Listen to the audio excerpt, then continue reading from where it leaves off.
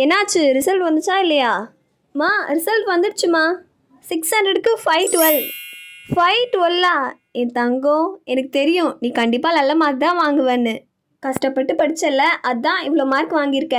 நான் இப்போவே இதை ஃபோன் பண்ணி உங்கள் பாட்டிக்கு, அத்தை, மாமா எல்லாருக்கும் ஃபோன் பண்ணி சொல்கிறேன். கண்டிப்பாக அவங்களும் சந்தோஷப்படுவாங்க. நீ சொன்ன மாதிரியே நல்ல மார்க் எடுத்து காமிச்சிட்ட. நீ கேட்ட காலேஜில் நீ கேட்ட கோர்ஸே உன்னை சேர்த்து விடுறேன், சரியா?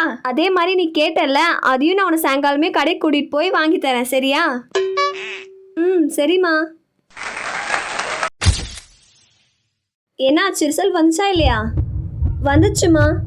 495. என்னடி இவ்வளோ கம்மி மார்க் வாங்கி வச்சிருக்க?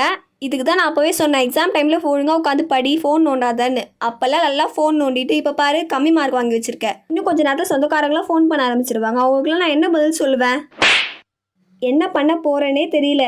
உன்னெல்லாம் வச்சுக்கிட்டு பாரு, இப்போயே எல்லாரும் ஃபோன் பண்ண ஆரம்பிச்சிட்டாங்க. இவங்களுக்குலாம் நான் என்ன பதில் சொல்லுவேன்? இன்றைக்கி நான் யார் ஃபோன் அட்டன் பண்ண போதில்லை. ஃபோனை ஸ்விட்ச் ஆஃப் பண்ணி வச்சிட போகிறேன்.